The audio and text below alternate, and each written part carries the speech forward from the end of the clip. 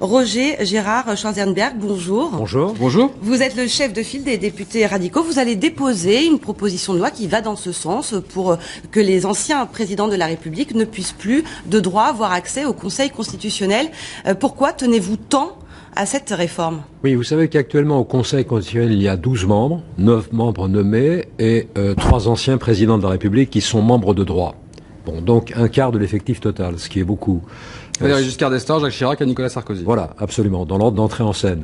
Mais ce qui peut poser problème, on le voit avec le problème des comptes de M. Sarkozy en matière de campagne présidentielle. Qui ont été rejetés. C'est que l'on peut se retrouver juge et partie. Alors ce que ne fera pas M. Sarkozy, puisqu'il a décidé de se déporter, de ne pas participer au délibéré, ce qui est bien de sa part. Parce qu'il faut rappeler qu'il va porter recours devant le Conseil constitutionnel, oui, c'est dont il est membre de droit. Oui, si on rappelle les faits très brièvement, la Commission nationale des comptes de campagne qui contrôle les comptes des candidats, a rendu une décision de rejet sur les comptes de campagne de M. Sarkozy, et celui-ci peut former un recours devant le Conseil constitutionnel, c'est-à-dire devant une juridiction dont il est membre.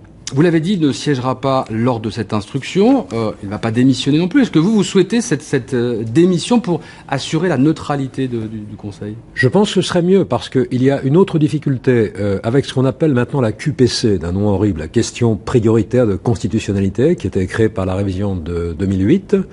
L'on peut, après la promulgation des lois, 5 ans, 10 ans, 15 ans après, former un recours ou en tout cas faire statuer le Conseil constitutionnel sur la conformité à la Constitution de telle ou telle loi qui a été promulguée 5 ans, 10 ans, 15 ans auparavant.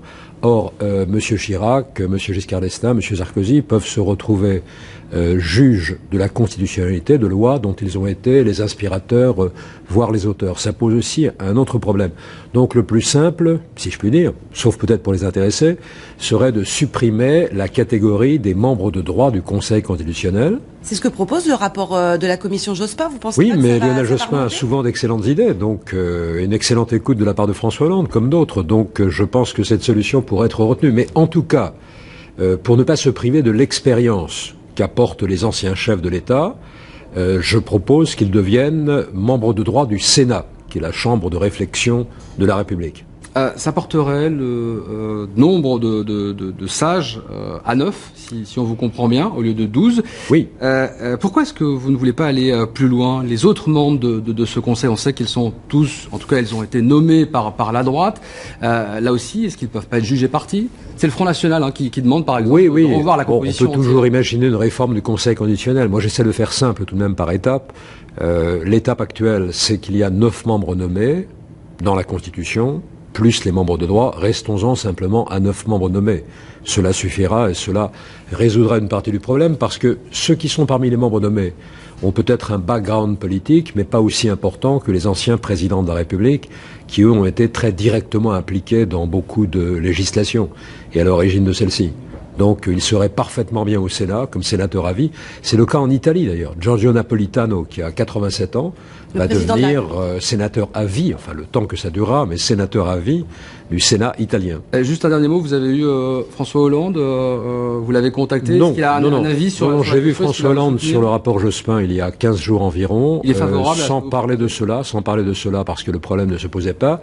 Mais le rapport Jospin, comme vous le dites, contient lui aussi cette proposition qui me paraît de nature à améliorer les choses, sans être radical au sens étymologique du terme. Déposer quand, précisément? Écoutez, lundi, mardi, nous sommes dimanche.